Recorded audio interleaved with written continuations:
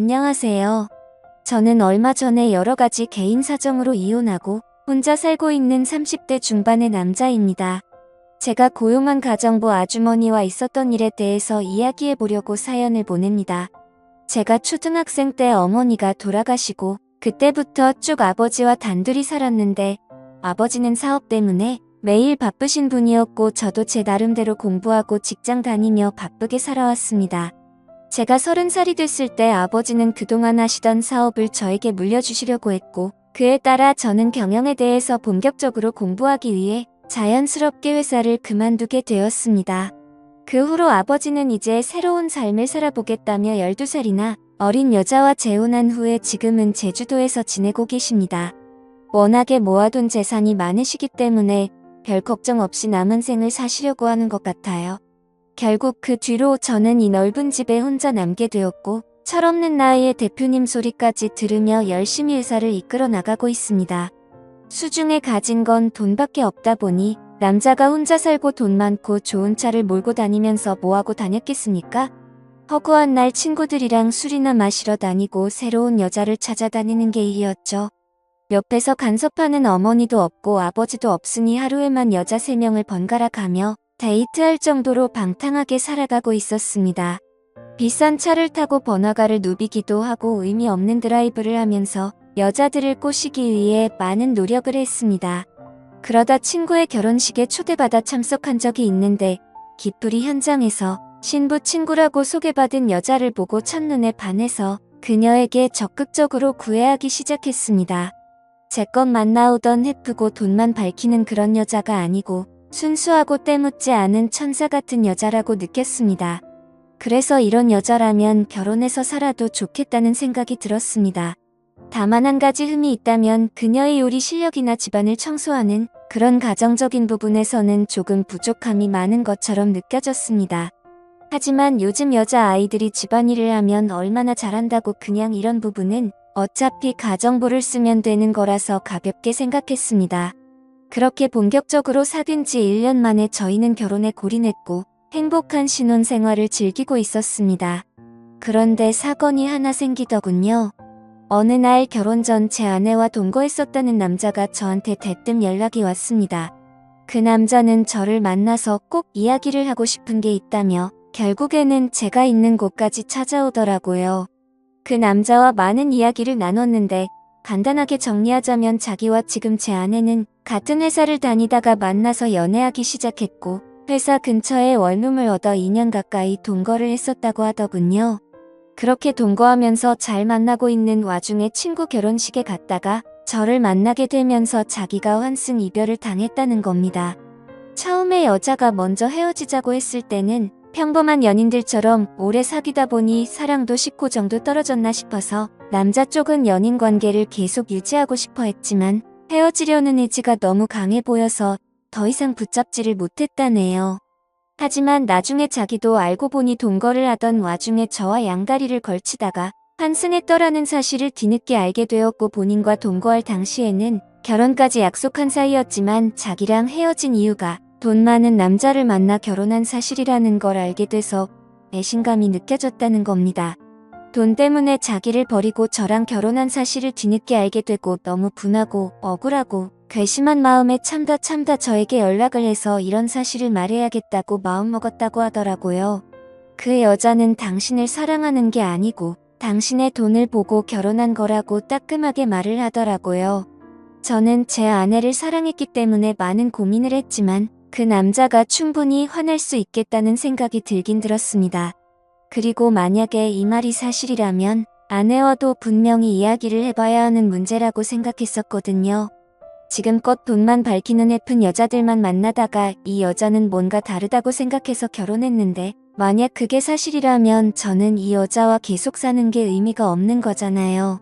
그래서 이 사실을 그날 저녁 아내에게 묻자 동거 사실을 인정했고 그녀는 마치 다른 사람처럼 저에게 따지기 시작했습니다.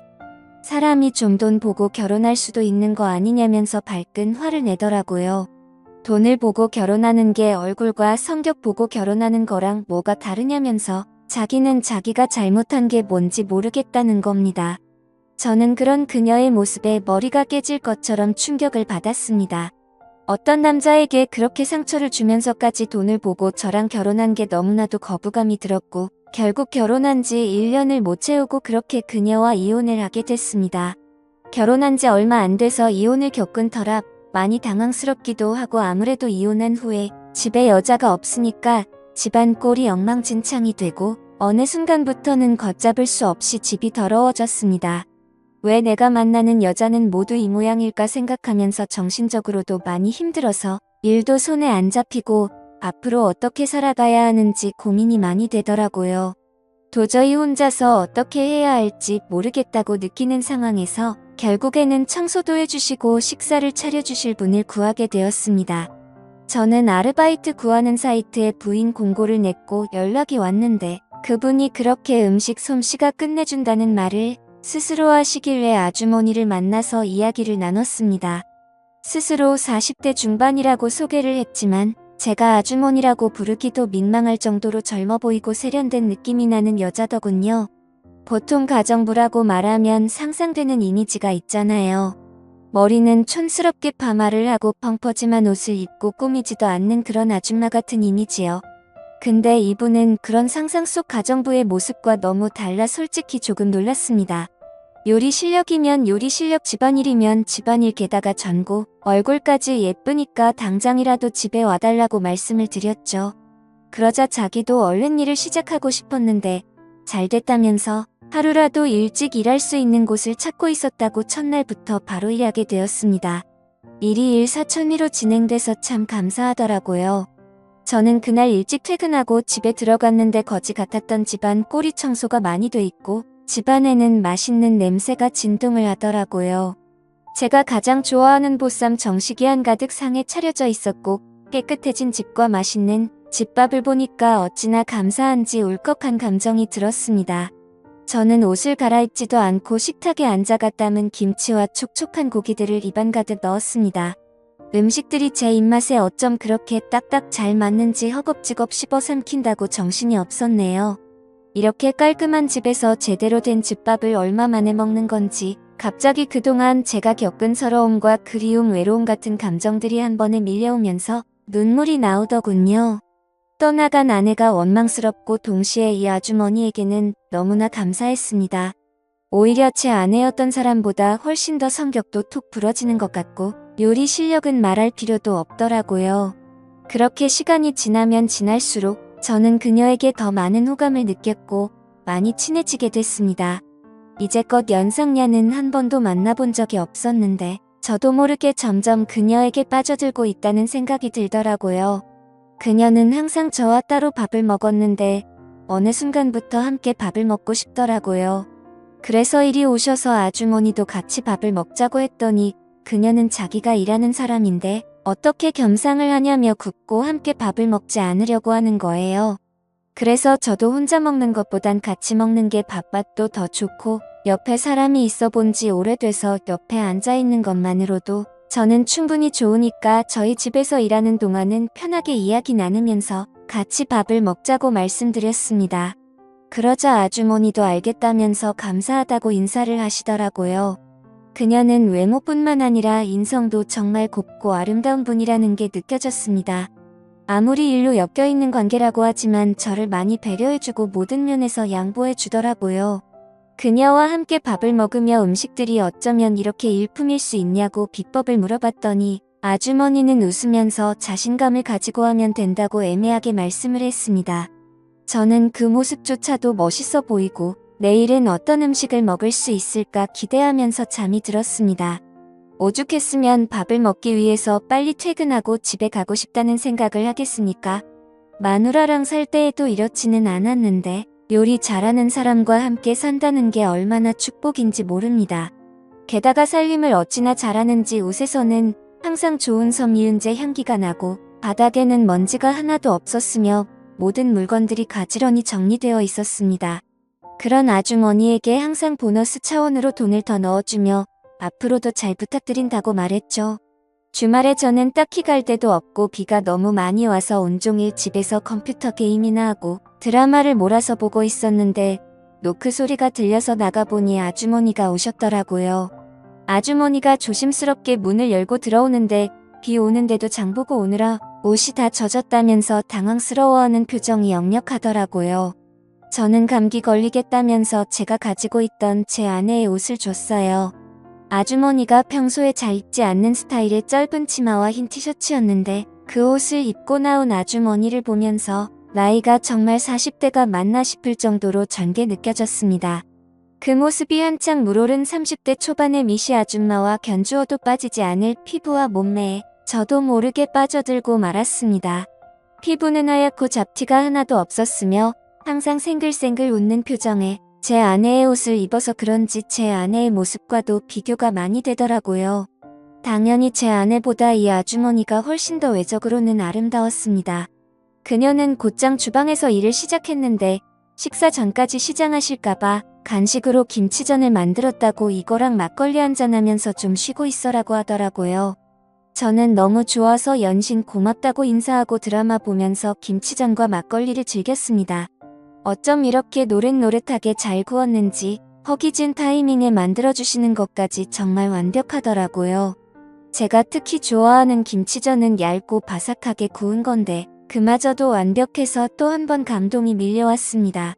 대충 음식들을 걸치다가 맛있는 냄새가 나서 주방으로 가봤더니 아주머니는 닭도리탕을 하고 있었습니다. 분주하게 주방을 기웃거리며 음식에 관심을 가지자 아주머니는 웃으며 잠시만 기다리라고 하면서 제 어깨를 주물러줬습니다. 그 모습이 마치 부부 같더군요.